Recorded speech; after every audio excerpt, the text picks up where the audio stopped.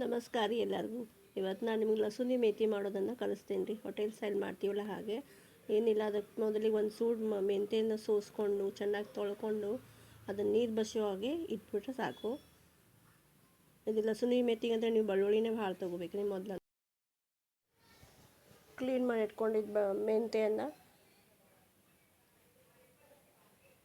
ಈಗ ಒಂದು ಬಾಳೆಹಣ್ಣಿಗೆ ಬೆಳ್ಳುಳ್ಳಿ ಹಾಕಿ, ಆ ಬೆಳ್ಳುಳ್ಳಿ ಬೇಯ್ದ ತಕ್ಷಣ ನಾವು ಹೆರ್ಸಿಟ್ಟಿದ್ದು ಅಥವಾ ಸೋಸಿಟ್ಟಿದ್ದು ಮೆಂತ್ಯ ಹಣ್ಣು ಹಾಕಿ ಅದಕ್ಕೆ ತಾಳಿಸ್ತೀವಿ ಸ್ವಲ್ಪ ಟೈಮ. ಆದ ತಕ್ಷಣ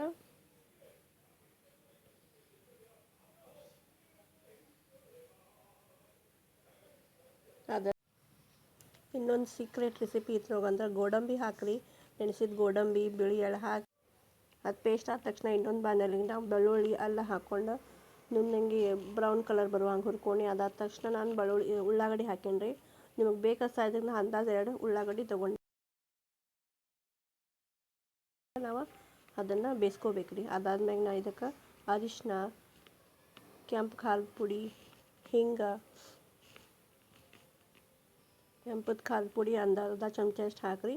ಮತ್ತು ಅದನ್ನು ಕೈಯಾಡಿಸ್ಕೊಳ್ಬೇಕು ರೀ. ಆದ ತಕ್ಷಣ ನಾನು ಇದಕ್ಕೆ ಒಂದು 2 ಮೀಡಿಯಮ್ ಸೈಜ್ ಟೊಮೆಟೊ 2 ಹಾಕಿದ್ದೀನಿ ರೀ, ಹಣ್ಣನ್ನು. ಅದನ್ನು ಕೂಡ ನೀವು ಒಂದು 5 ನಿಮಿಷ ಬೇಯಿಸ್ಕೋಬೇಕು ರೀ.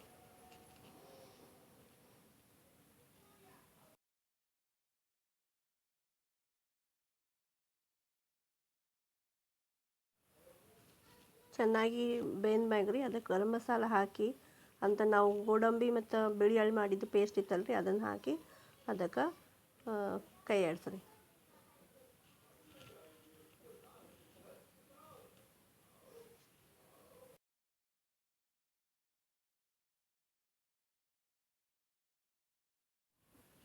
ಅದು ಬೇಯ್ದ ತಕ್ಷಣ ಒಂದು ಅರ್ಧ ವಾಟಿಯಷ್ಟು ಆಗೋಷ್ಟು ನೀರು ಹಾಕಿರಿ. ಚೆನ್ನಾಗಿ ಕುದಿಸಿಬಿಡ್ರಿ ಒಂದು 10 ನಿಮಿಷ.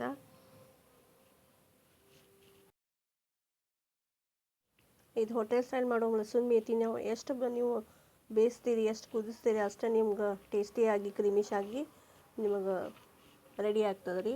ಈಗ ಮುಚ್ಚಿ 10 ನಿಮಿಷ ಕುದ್ಮ್ಯಾಗೆ ಅದಕ್ಕೆ ಮ್ಯಾಗಿಂದ ನೀವು ರುಚಿಗೆ ತಕ್ಕಷ್ಟು ಉಪ್ಪು ಹಾಕಿರಿ ಮತ್ತು ಚೆನ್ನಾಗಿ ಕಲಸಿಡ್ರಿ.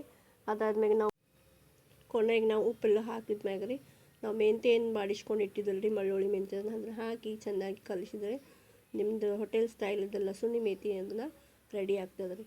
ಇದು ನೀವು ಆಪ್ಷನಲ್ ಆಗಿ ಚಪಾತಿ ಅಥವಾ ಅನ್ನ ರೊಟ್ಟಿ ಜೋಡಿನೂ ತಿನ್ಬೋದು ರೀ. ನೀವು ಇದನ್ನು ಟ್ರೈ ಮಾಡಿ ನನ್ನ ಕಮೆಂಟ್ನಲ್ಲಿ ಮೆಸೇಜ್ ಹಾಕಿರಿ. ನನ್ನ ಚಾನಲ್ ನೋಡಿದ್ದಕ್ಕೆ ಥ್ಯಾಂಕ್ ಯು.